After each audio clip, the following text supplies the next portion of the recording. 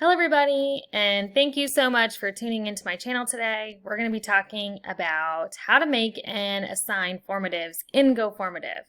And a formative is just like a worksheet, so I'm going to show you how you can take existing worksheets that you currently have, upload them to Formative, so that way you can see that live progress and the student results, or how to create questions within Formative using their question tool.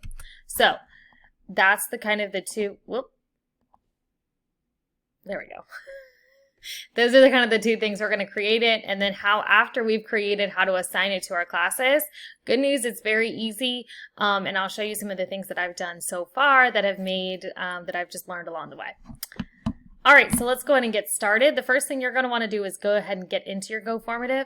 Just as a disclaimer, I'm going to be using my school Formative account during this video, which has all the premium features.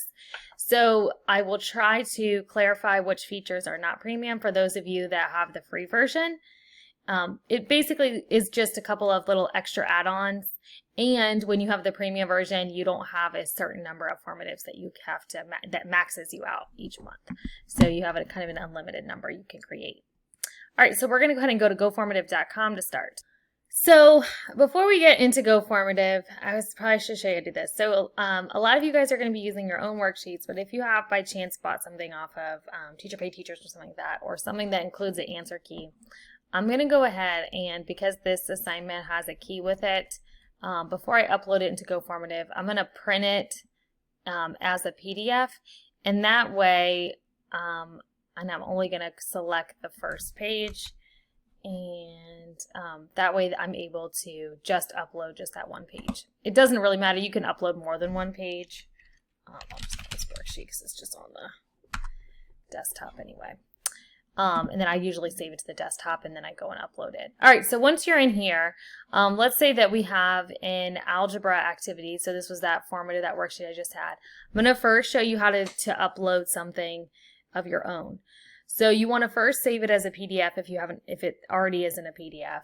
And then once you're in that, you can upload it. I've created folders. So I have, these are just, this came with the premium version. And then I also have a folder about embedding videos or examples of different calculators and Edpuzzles and all kinds of stuff. So if I go into the algebra folder, and you can make folders within here as well. So this is actually from Unit 3. So I'm going to call this unit, I'm going to make a new folder right now called Functions. And I'm going to add it in there. And I like to make a million folders just to stay organized. So once I'm in here, I'm going to call, I'm going to call this assignments, just to keep. So if I go to like my previous units that I have assignments, classwork, and exit tickets, and that way it's just a little bit more organized when you start making a lot of these in here. Okay, so in this, I'm going to click this and delete it out because that was my accidental one I just made. All right, so I'm going to go to, now that I'm in the correct folder of where I want to save it, although you can always go back later and move your formatives, it's no big deal. But I'm going to create a new formative, and I'm going to call this function notation activity. Okay. And so from there, if I'm uploading a PDF copy, I'm just going to find it. So it says upload your own content. And I'm going to go find that worksheet that I made earlier. It'll take a second to process it, but it's going to basically take your PDF copy and dump it inside the Formative. There we go. Now what's really cool is that this goes very quickly, so I'm actually going to pull up the key for this just so I have the answers kind of handy, but the first answer looks like it's 12. So what you do is you click anywhere on this document, you can click and it adds a question. So I'm going to click there.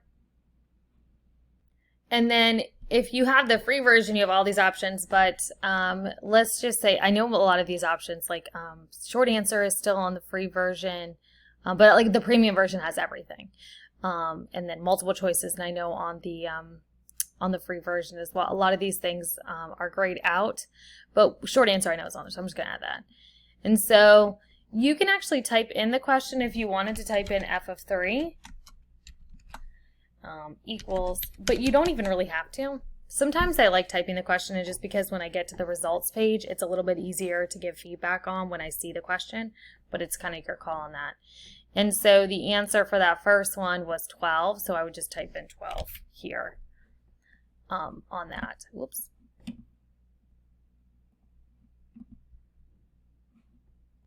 Okay, so then I would do the same thing for each one of these. You could do this, and what it does is it kind of populates them out to the side. So for this one, it's a g of -3. You could even type in just honestly g of -3. And the answer for that one is 18, so you could type in 18. Now for the premium version, let's say that you wanted to also see their work. So there's many different types of questions, and show your work is actually an answer option. So the thing that's a little bit challenging about that, just if you set up the questions like that, is that you have to grade all of those by hand. So you'd have to go in and grade them, versus the short answer version will grade it for you. The nice thing about the show your work feature is that it turns on, and then it makes students it gives them like a workspace, like almost like a whiteboard, and students have the ability to write inside of there. So you could keep adding these questions on there. Once you add all of them in, just typing them on, it's very fast. If you mess up, you can click and drag them. If you accidentally reorder them, you can click and drag them over here and kind of move them around. There's also partial match, case sensitive. If that was important, depending on what you're teaching, you tag your standards too. But it's kind of, let's see, I'm going to move these. Oh, see, I like switched them around. So you can kind of play around with it for that. So that's how you do it. You just would continue to add in the questions. Like I said, these are short answer. There's so many different types of questions that you could add in. If you had a question that was that you wanted them to resequence, or numbers, or multiple selection, so you can click on all those, and that's the type of question that appears. And again, you just click anywhere in the document for that. Okay, and then it's kind of nice too, like when I'm doing a lot of the same kind of questions, I'll hit duplicate, and it'll give me the exact same question, so then I can write it and then drag that. So that'd be like h of 3. Another thing is, sometimes I like to ask kids questions at the end, but I don't want them to be like a point value. So if you did that, you can always change your point value right there. It's kind of small and hidden, so that'd be something else. And I'm trying to think, other things about writing the questions. It's just really basic. So if you have more than one sheet on here, it would appear if it would have been multiple PDF, and you can kind of play with that too. All right, so that's setting it up like that. If I was previewing this as a student, something that's really cool about Go Formative, so if you hit the eyeball, it'll preview, and it'll show you what it looks like on a phone, a tablet, or a computer. And I always like to pop this out. And this is nice when I'm trying to go over something with the kids. So if I'm a student and I were to log in, this is what my activity would look like. And so just to show you that show your work feature on that, they would be typing in the answer here, but the show your work part would also pop up. So they could type in, what is it, 4x, so it'd be 4 times 3. You could actually see them, and they can use different colors. They can type, or this is the scribble tool, is like a handwriting tool. So if they did 4 times 3, they could actually write that out. And then they would type in 12 here. There's like shapes, so that's good for like combined like terms. There is text, so they could actually type it if they wanted to do it that way.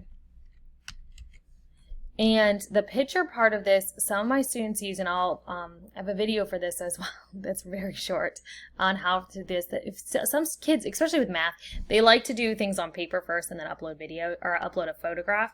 It's a little bit trickier. It's not as intuitive as like Google Classroom, for example, as far as like uploading their work goes. But there is a way that they can do it. They can use if they have a phone, like a personal device, they literally just go to goformative.com and they can access the same assignment. And it'll say this picture here, and it'll say you just hit my computer, and a camera will pop up. It'll say take a photo. Now on their phones or on the computers, they would have to first take a picture of it and then they would save. I tell them the same thing that I do, save it to desktop, and then they would upload it from there.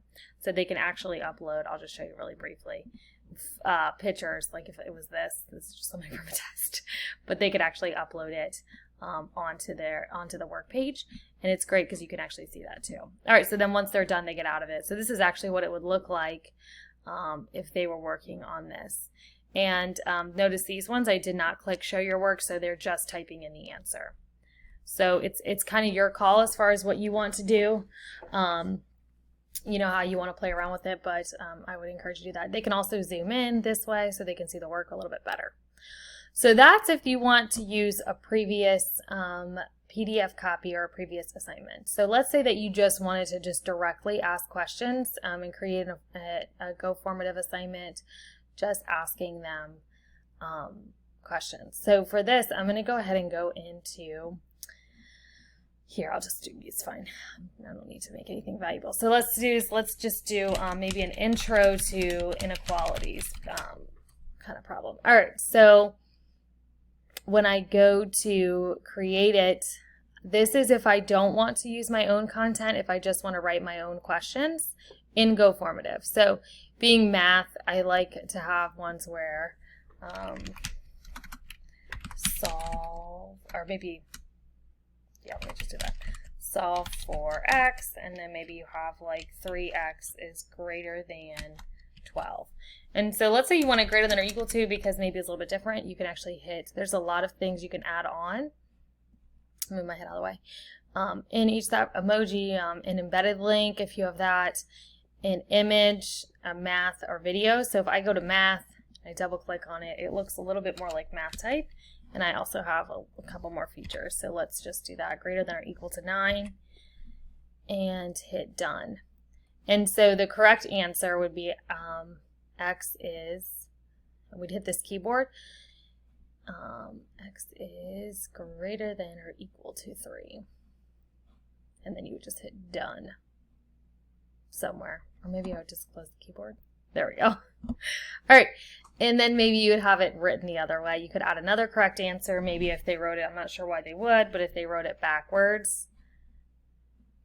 And the students on these numeric ones, this is a premium feature as well, but the numeric ones, they actually get the same keyboard that it shows on here. And then X.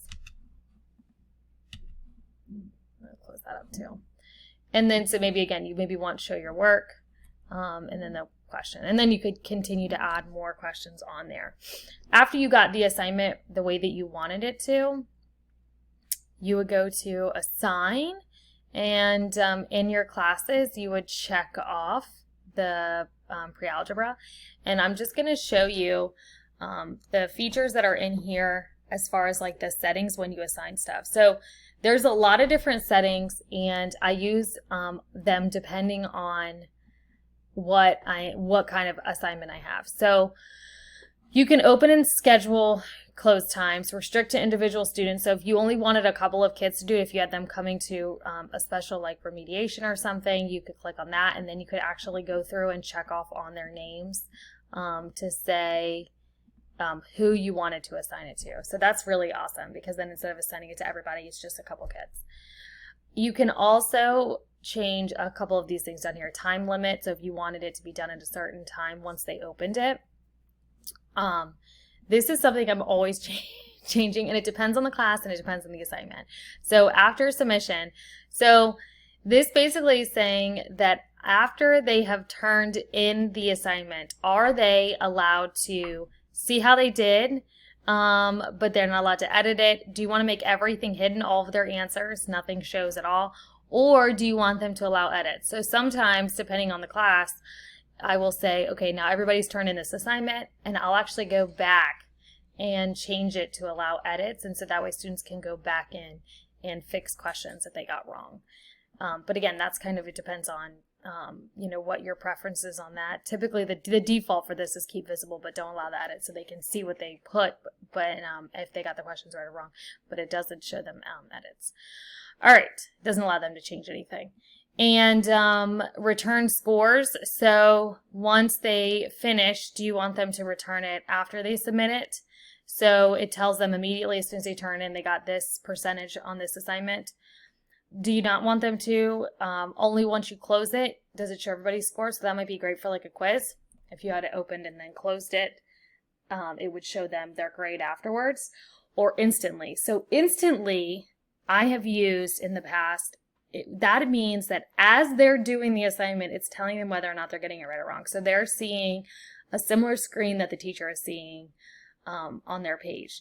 The thing that's great about that, I have used instantly when we do classwork assignments where I want them to get feedback without me having to tell them feedback immediately or comment back to them.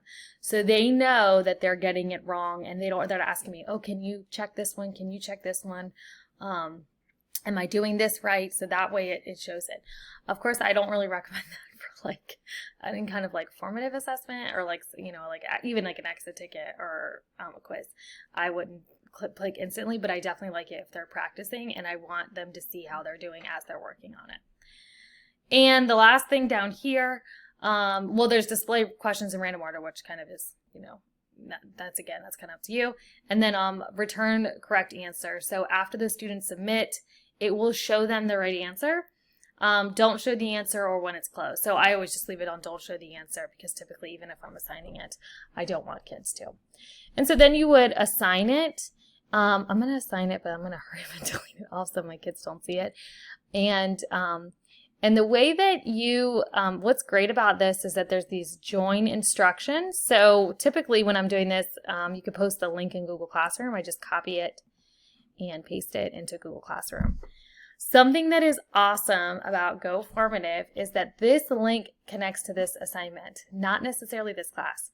So no matter what classes I put it in, even if I have different deadlines and different things, the link stays the same no matter what. Like if I change the instructions, if I add things in, if I edit it, the link here stays the same. So it's great, even if you have different deadlines for different classes and you change around things, the link's always the same. So if you ever, it's kind of hidden. It's over here where it says 3 dots and then join instructions and link. Ours doesn't directly link to Google Classroom because of the firewall, I guess is the like term for it. But that would be for you guys as well. So if yours directly links depending on the county or school and division that you're using it for. And that's pretty much it. And then it pops into here. I'm going to show you on the next video like how to look as kids are doing it. So once it's assigned, it's live. You can go back and turn it off if you want. You can change it. You can close it. You can change the dates on it or any of the previous things. You can change it and then that's it. And I'm going to just delete this off. Yeah, I'm going to unassign it. That's another thing you can do. So whoops, I assigned the wrong thing. Go back and delete it out. And that's kind of it for just setting up. We went over how to do it as a PDF, if you have your own things, writing questions in there. But definitely play around with it because Go Formative has a lot of different features, matching and multiple selection and all kinds of things. And then assigning it to your kids once you do it. So again, using that join link, very helpful. You can assign to multiple classes. So if you wanted to assign to a lot of classes, you could do that. You can assign to guest students. So this is kind of a different thing, and I should have mentioned this too. I use this sometimes when I have kids that are helping other students. So we have like high school tutors. I've given them guest links. And so the guest link, I'll just show you that really quickly. It actually gives them a one-time use code. So they click on that and they type that code in and that'll take them to this assignment. So that's if you have maybe kids, if you are sharing students or things like that, you can use a guest code and that way you can assign it to whoever just like you would like a Desmos activity or something like that, the join code or a quizzes or something. All right, and that's it for this video. Thank you so much for watching. I'm going to be making follow-up videos about what does it look like once the kids do it and how to provide feedback as the students are working. Thanks for watching.